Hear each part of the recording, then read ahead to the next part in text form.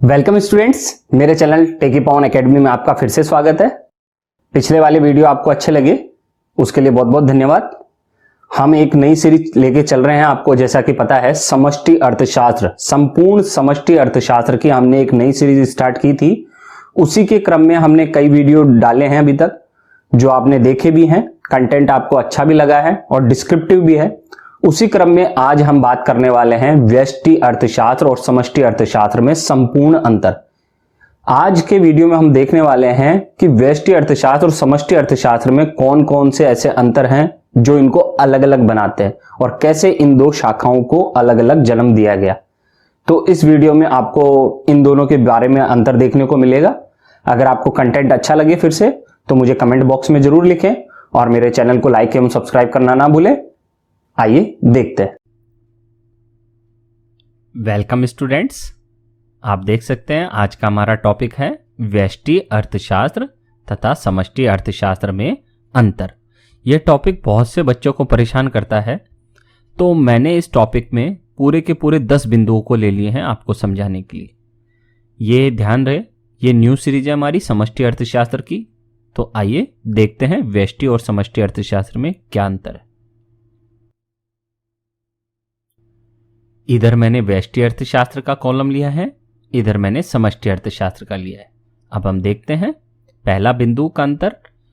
व्यष्टि अर्थशास्त्र में व्यक्तिक आर्थिक इकाइयों का अध्ययन किया जाता है। व्यक्तिक आर्थिक इकाइयों का अध्ययन मतलब इसमें एक सिंगल यूनिट का अध्ययन होता है। जैसे एक परिवार सामान खरीद रहा है, ये परिवार सामान खरीद रहा है तो ये किसका विषय हो गया?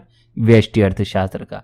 कोई एक फर्म है, मान लीजिए कोई भी कंपनी है एक, तो उसे हम क्या मानेंगे? व्यष्टि अर्थशास्त्र का अध्ययन।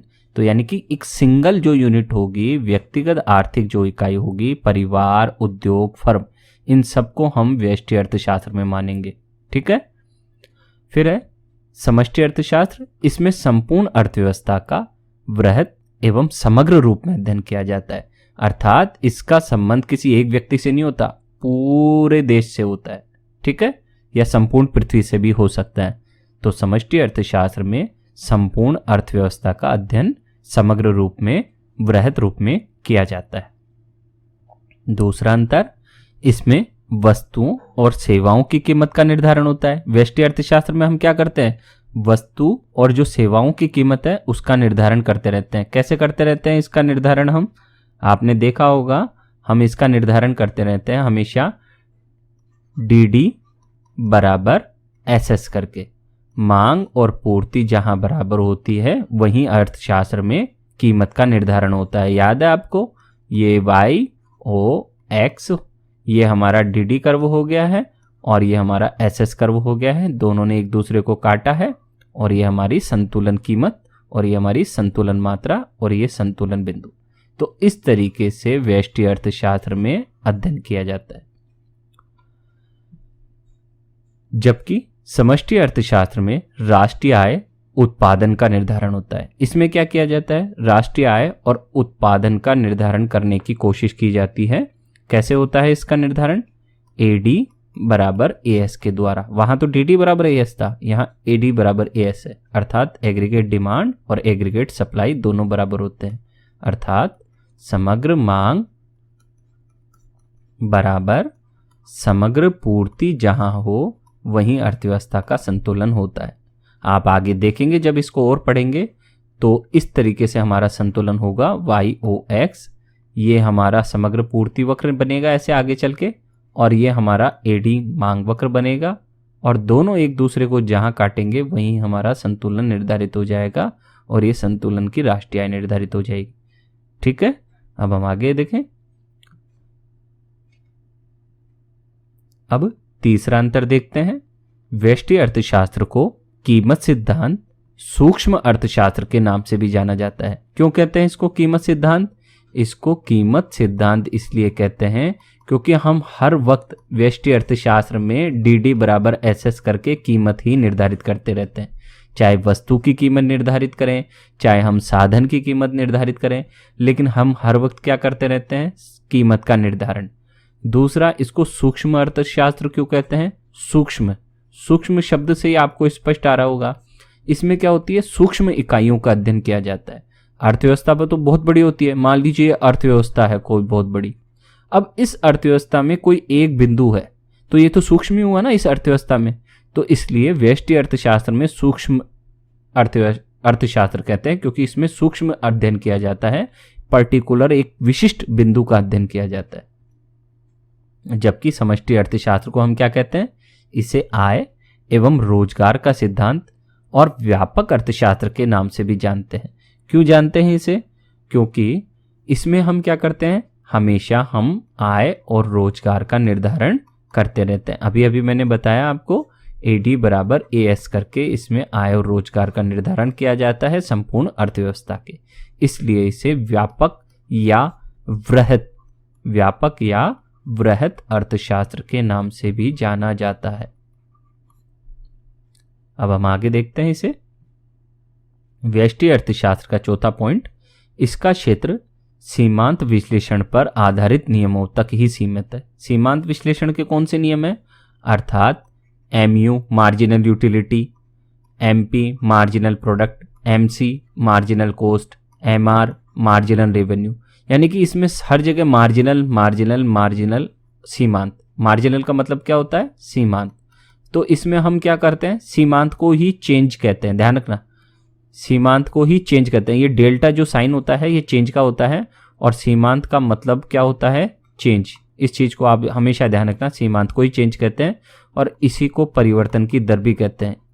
कभी माइक्रो में आप भूलोगे नहीं, ठीक है, परिवर्तन की दर, इसको मत भूलना।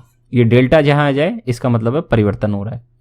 तो इसी कारण से व्यष्टि अर्थशास्त्र को सीमांत विश्लेषण पर आधारित नियमों तक सीमित रखा जाता है। जबकि समष्टि अर्थशास्त्र का क्षेत्र राष्ट्रीय आय, रोजगार, राजस्व, मुद्रा, बैंकिंग आदि समग्र अर्थव्यवस्था तक विस्तृत है। अर्थात समष्टि अर्थशास्त्र में हम राष्ट्रीय आय का भी निर्धारण करते हैं, रोजगार का भी निर्धारण करते हैं, देश के सरकारी जो आय है, राजस्व है सरकार का, उसके भी अध्ययन करते हैं, देश में जो मुद्रा प्रणाली है उसका भी अध्ययन करते हैं, बैंकिंग व्यवस्था का अध्ययन करते हैं, भुगतान शेष का अध्ययन करते हैं, फॉरेन एक्सचेंज रेट, विदेशी विनिमय दर का निर्धारण भी इसमें हम करते हैं। आगे बढ़ते हैं। अगला 5th पॉइंट है, यह विश्लेषण अपेक्षाकृत सरल है। जाहिर बात है, व्यष्टि अर्थशास्त्र में व्यक्तिगत आर्थिक इकाइयों का अध्ययन किया जाता है, इसलिए यह सरल है। जबकि समष्टि अर्थशास्त्र क्या है, अपेक्षाकृत जटिल है, क्योंकि इसमें संपूर्ण अर्थव्यवस्था का हम अध्ययन करते हैं। आप सोच रहे होंगे ये हाथी क्या कर रहा है, अभी मैं इस हाथी के बारे में आपको बताता हूं। 6ठा पॉइंट है, व्यष्टि अर्थशास्त्र केवल अर्थव्यवस्था के किसी एक अंग का अध्ययन करता है। किसी एक अंग का अध्ययन करता है मतलब कि संपूर्ण अर्थव्यवस्था की कीमत का निर्धारण नहीं करता ये, बल्कि किसी एक वस्तु की कीमत का निर्धारण करता है, किसी एक साधन की कीमत का निर्धारण करता है, किसी एक कंपनी की आय के बारे में हम चर्चा करते हैं, ठीक है।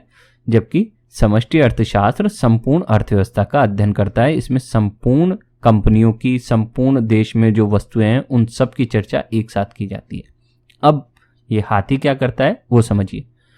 गार्डनर एक्ले ने समष्टि अर्थशास्त्र की जो परिभाषा दी है उन्होंने उसे हाथी के माध्यम से समझाया। आप मेरे पहले वाले वीडियो में देखेंगे तो गार्डनर एक्ले की मैंने परिभाषा दी हुई है, तो उसमें अर्थशास्त्र की जो परिभाषा दी है समष्टि अर्थशास्त्र की वो उसमें समझाई हुई है। उनके अनुसार क्या है, गार्डनर एक्ले कहते हैं कि समष्टि अर्थशास्त्र में संपूर्ण हाथी का अध्ययन किया जाता है। इसके कान का, नाक का, आंख का अलग अलग अध्ययन नहीं किया जाता, बल्कि हम इस संपूर्ण हाथी की चर्चा करते हैं, इसके कार्य और व्यवहार की चर्चा करते हैं।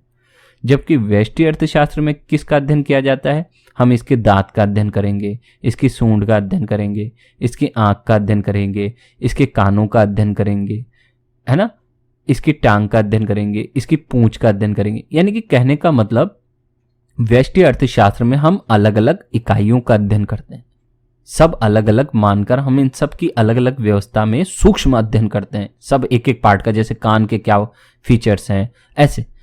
जबकि समष्टि अर्थशास्त्र में हम संपूर्ण अर्थव्यवस्था का अध्ययन करेंगे। तो ठीक है, समझ में आया आपको कि हाथी एक तरह से संपूर्ण अर्थव्यवस्था हो गई और उसके जो पार्ट्स हैं वो व्यष्टि अर्थशास्त्र का प्रतीक हो गए। अब हम आगे बढ़ते हैं। सातवां बिंदु है व्यष्टि अर्थशास्त्र में, यह है व्यक्तिक फर्म उद्योग में आने वाले उतार चढ़ाव की व्याख्या करता है। व्यक्तिक फर्म और उद्योग जो होते हैं उसमें जो उतार चढ़ाव आते हैं कीमतों को लेकर, प्रोडक्शन को लेकर, उसका अध्ययन व्यष्टि अर्थशास्त्र में किया जाता है। जबकि समष्टि अर्थशास्त्र में संपूर्ण अर्थव्यवस्था में आने वाले उतार चढ़ाव, जिसे हम मंदी, व्यापार चक्र आदि के रूप में जानते हैं, उसकी व्याख्या की जाती है। आप देख सकते हैं यह समष्टि अर्थशास्त्र का एक साइकिल बताया हुआ है, ट्रेड साइकिल, व्यापार चक्र का, जिसमें अर्थव्यवस्था पीक से नीचे गिरती है, रिसेशन आता है, रिसेशन के बाद फिर रिकवरी आती है, फिर पीक आता है, फिर रिसेशन आती है। कहने का मतलब किसी भी देश की अर्थव्यवस्था ऐसी नहीं होती, यानी कि हमेशा बढ़ती नहीं रहती है। ये किसी भी अर्थव्यवस्था का सिद्धांत है कि कोई भी अर्थव्यवस्था केवल ऊपर की तरफ नहीं जाती है, यानी कि केवल हमेशा बढ़ती नहीं है, बल्कि वो कैसी होती है, ऐसी। ये मान लीजिए अर्थव्यवस्था की मैं बता रहा हूँ, ऐसी होती है, यानी कि कभी तो उसकी आय बहुत ज़्यादा होती है, फिर धीरे धीरे घटती है, फिर आय बढ़ती है, फिर अर्थव्यवस्था कम होती है और फिर बढ़ती है। लेकिन इसका मतलब ये मत समझ लेना कि अर्थव्यवस्था गिरकर बहुत नीचे पहुंच जाती है। ये एक मानक रेखा होती है जिसके आसपास एक देश का विकास की गति घूमती रहती है। ये विकास की गति है देश की, जो घूमती रहती है level of real output production की, टाइम के अनुसार कि किस टाइम पे कैसे रहे। तो अर्थव्यवस्था कभी पीक पे जाती है, कभी बॉटम में आती है। ठीक है, अब आठवां बिंदु देखते हैं हम। यह वैयक्तिक समस्याओं का समाधान एवं नीति प्रस्तुत करता है। व्यष्टि अर्थशास्त्र में व्यक्तिगत जो समस्याएं होती हैं, जैसे वस्तु की कीमत का कैसे निर्धारण हो, उपभोक्ता की संतुष्टि कैसे होती है ना, इन चीज़ों का निर्धारण किया जाता है। जबकि समष्टि अर्थशास्त्र में हम क्या करते हैं, संपूर्ण अर्थव्यवस्था की जो समस्या होती है उस समाधान और उन नीतियों की हम चर्चा करते हैं। जैसे देश में गरीबी के संबंध में जो नीति है उसकी चर्चा कहाँ होगी, समष्टि अर्थशास्त्र में। रोजगार को लेकर जो भी हमारे देश में प्रॉब्लम चल रही है, उन सब के बारे में जो नीति निर्धारण होगा और उनका जो समाधान होगा वो समष्टि अर्थशास्त्र में होगा। ऐसे ही मान लीजिए कोई और विषय है, रोजगार हो गई, गरीबी हो गई, जनसंख्या एक ऐसा विषय है जो देश की समस्या बनकर उभर रहा है, तो इसके बारे में नीति निर्माण करना और इसका समाधान प्रस्तुत करना अर्थव्यवस्था में किसका कार्य है, ये समष्टि अर्थशास्त्र का। अब देखिए 9वां पॉइंट, व्यष्टि अर्थशास्त्र के प्रमुख उपकरण कौन कौन से हैं, मांग एवं पूर्ति। आप देख सकते हैं ये पूर्ति वक्र है, ये मांग वक्र है, दोनों ने एक दूसरे को यहाँ ई बिंदु पर काटा है। ये देखिए ई बिंदु, और ये जो संतुलन है, इससे संतुलन कीमत 4 रुपये निर्धारित हुई है और संतुलन मात्रा 200 निर्धारित हुई है। तो इस प्रकार से आप देख सकते हैं ये वाई एक्सिस या एक्सिस हो गया हमारा, ये है व्यष्टि अर्थशास्त्र का संतुलन जहां किसी एक वस्तु की कीमत का निर्धारण किया गया। जबकि ये है समष्टि अर्थशास्त्र का संतुलन, जहां क्या हो रहा है, जहां आप देख सकते हैं जो एएस वक्र है, एग्रीगेट सप्लाई कर्व है, समग्र पूर्ति वक्र, वो एग्रीगेट डिमांड कर्व समग्र मांग वक्र को काट रहा है। कहां, इस बिंदु पर, और इसे ही हम क्या कहेंगे, अर्थव्यवस्था का संतुलन बिंदु, ई बिंदु, इक्विलिब्रियम पॉइंट। तो आप देख सकते हैं कि समष्टि अर्थशास्त्र में संपूर्ण अर्थव्यवस्था के इक्विलिब्रियम की चर्चा करते हैं, और इससे जो ये आय निर्धारित हुई इसे हम क्या कहेंगे, राष्ट्रीय आय का निर्धारण। ठीक है, पॉइंट नंबर 10 देख लेते हैं हम। इसके तथ्य व्यक्तिगत रूप से लागू होते हैं, समष्टि स्तर पर ये बदल भी सकते हैं। ठीक है, ये बदल सकते हैं, समष्टि स्तर पर ये बदल सकते हैं। जरूरी नहीं है कि जो तथ्य किसी एक व्यक्ति के लिए सत्य हो वो संपूर्ण अर्थव्यवस्था में भी सही हो। समष्टि अर्थशास्त्र के तथ्य संपूर्ण अर्थव्यवस्था पर लागू होते हैं। इसका आपने देखा होगा, मेरा एक वीडियो है समष्टिगत विरोधाभास, उससे और ज़्यादा आपको इसको समझने में मदद मिलेगी इस पॉइंट को, कि मान लीजिए किसी एक व्यक्ति ने बचत की तो ये उसके लिए लाभदायक है, लेकिन अगर संपूर्ण अर्थव्यवस्था में समस्त लोग, देश पूरा बचत करने लग जाएगा तो उसका परिणाम क्या होगा, बचत बढ़ेगी तो लोग उपभोग क्या कर देंगे, घटा देंगे।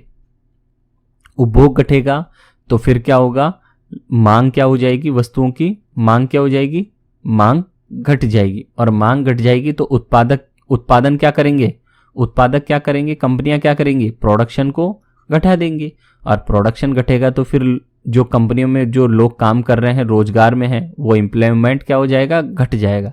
और एम्प्लॉयमेंट घट जाएगा तो फिर क्या होगा, राष्ट्रीय आय घट जाएगी। और यही चक्र अब यहाँ स्टार्ट हो जाएगा। कैसे कि राष्ट्रीय आय घटी तो देखिए जैसे ही ये आय घटी, अब एक नया चक्र स्टार्ट हो जाता है। कौन सा चक्र कि जैसे आय घटेगी क्या होगा, आय घटेगी तो उपभोग घटने लग जाएगा और उपभोग घटेगा तो फिर से क्या होगी, मांग घटेगी और मांग घटेगी तो फिर प्रोडक्शन घट जाएगा और यही चक्र चलता रहेगा। यानी कि जैसे ही बचत बढ़ती है तो उपभोग घट जाता है और ये सारी व्यवस्था चालू हो जाती है, जिसके तहत राष्ट्रीय आय घटने लग जाती है और देश मंदी के दुष्चक्र में फंसने की ओर अग्रसर हो जाता है।